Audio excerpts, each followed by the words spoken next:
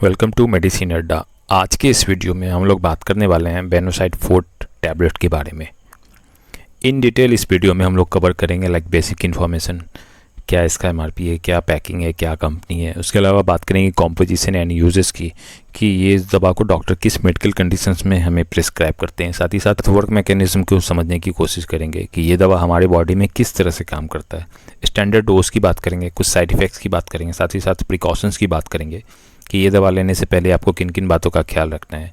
उसके अलावा कुछ ऑल्टरनेटिव मेडिसिन की बात करेंगे। तो चलिए शुरू करते हैं आज का ये वीडियो।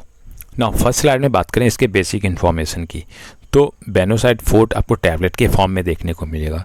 कंपनी की बात करें तो ये GSK फार्मा का आता है। पैकिंग की अगर बात करें तो ये एक स्ट्रिप में आपको 30 गोली देखने को मिलता है। MRP की अगर बात करें तो ये 52 रुपया 61 पैसा है पर 30 गोली, नवंबर 2025 में। नेक्स्ट स्लाइड में बात करें कॉम्पोजिशन एंड यूजेस की, कि ये दवा डॉक्टर किस मेडिकल कंडीशंस में हमें प्रेस्क्राइब करते हैं। तो इसकी अगर कॉम्पोजिशन की बात करें तो इसमें डायएथाइल कार्बामाजिन 100 mg आपको देखने को मिलता है। ये एक एंटी हेलमिंथिक ग्रुप का दवा है। एंटी हेलमिंथिक कहने का मतलब है वो दवाएं जो परजीवियों पैरासाइट्स को मारने का काम करती हैं। ना बात करें इसके यूजेस की, कि डॉक्टर किस मेडिकल कंडीशंस में ये दवा हमें प्रिस्क्राइब करते हैं। तो हमारे बॉडी में जो पैरासाइट्स होता है, यानी कि जिसके कारण हमारे बॉडी में इन्फेक्शंस देखने को मिलता है, उसको ये ठीक करने के लिए, उसको ट्रीटमेंट करने के लिए ये दवा डॉक्टर प्रिस्क्राइब करते हैं। उसके अलावा फाइलेरिया के इलाज में भी इस दवा का डॉक्टर यूज़ करते हैं। फाइलेरिया एक तरह का मेडिकल कंडीशंस होता है जिसमें हमारा पैर बहुत ज़्यादा फूल जाता है, जिसे जनरली भाषा में हाथी पाँव भी कहते हैं। तो उस कंडीशंस में इस दवा का डॉक्टर यूज़ करते हैं। उसके अलावा ट्रॉपिकल पल्मोनरी एओसिनोफिलिया, जिसमें हमारे फेफड़े में इन्फेक्शन हो जाता है, जिसके कारण हमें कफ हो जाता है, सर्दी खांसी हो जाता है, तो उसके ट्रीटमेंट में डॉक्टर इस दवा का यूज़ करते हैं। नेक्स्ट स्लाइड में बात करें वर्क मैकेनिज्म की, कि ये दवा हमारे बॉडी में किस तरह से काम करता है। तो देखो होता क्या है कि जैसे ही आप इस दवा को लेते हैं तो ये छोटे छोटे जो माइक्रोफैलेरिया होते हैं उनको ये पैरालाइज करता है, उनको लकवा करता है। और वो जिसके कारण क्या होता है कि वो माइक्रोफैलेरिया जो होते हैं, जो एक तरह का समझिए कि वो फैलेरिया जो पैरासाइट्स होता है, जो परजीवी होता है, उसका ये बहुत छोटा फॉर्म होता है, जो बहुत शुरुआती वो बच्चा टाइप का होता है। तो उसके बाद जब हमारे बॉडी में जो रोग प्रतिरोधक क्षमता है, जिसे इम्यूनिटी होता है, उसमें ये वाइट ब्लड सेल्स फिर अपने आप को एक्टिवेट करता है और वो माइक्रोफैलेरिया को ख़त्म करने का काम करता है। और जैसे ही ये एक बार ख़त्म हो जाते हैं, उस तरह से ये नया पैरासाइट्स भी बनने नहीं देता है, साथ ही साथ उसके ग्रोथ को भी रोक देता है, जिसके कारण धीरे धीरे जो इन्फेक्शन है वो कम होने लगता है। और जैसे जैसे कीड़े मरते जाते हैं हमारे बॉडी में आपको रिलीफ देखने को मिल जाता है। जैसे शरीर में जो भी सूजन है, बुखार है, दर्द है, ये सब परेशानियों से आपको राहत देखने को मिल जाता है। तो कुछ इस तरह से ये दवा हमारे बॉडी में काम करता है। नेक्स्ट स्लाइड में बात करें इसके स्टैंडर्ड डोज की, तो मैं आपसे हम्बली रिक्वेस्ट करूंगा कि कोई भी दवा आप अपने मन से बिल्कुल भी ना लें, हमेशा अपने डॉक्टर के अकॉर्डिंग किसी भी दवा को लें, और यही हमारे चैनल का मोटो भी है। फिर भी अगर इसके स्टैंडर्ड डोज की बात करें तो 1 टैबलेट 100 mg की अगर बात करें तो 100 mg में डॉक्टर उसे 3 टाइम देते हैं, ताकि 300 mg पर डे इसका स्टैंडर्ड डोज। नेक्स्ट स्लाइड में बात करें प्रिकॉशंस की, कि ये दवा लेने से पहले आपको किन किन बातों का ख्याल रखना है। तो अगर आप ये दवा ले रहे हैं तो आपको शराब के सेवन से बचना चाहिए। उसके अलावा इस दवा को लेने के बाद आप ड्राइविंग ना करें तो बेहतर होगा, क्योंकि इस दवा को लेने के बाद आपको नींद और चक्कर आना देखने को मिल सकता है।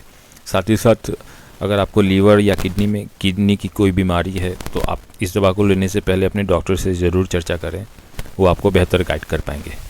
नेक्स्ट स्लाइड में बात करें इसके साइड इफ़ेक्ट्स की, तो कुछ कॉमन साइड इफ़ेक्ट्स देखने को मिल जाते हैं, जैसे मितली आना, सिर दर्द, चक्कर आना, स्किन पे रैशेस वगैरह, खुजली वगैरह आपको देखने को मिल जाता है। साथ ही साथ हल्का बुखार भी आपको देखने को मिल जाता है। हालांकि ये 2 से 4 दिन में खुद ब खुद ठीक हो जाते हैं। अगर फिर भी ये कंटिन्यू करें तो आप इस दवा को रोककर अपने डॉक्टर से ज़रूर कंसल्ट करें।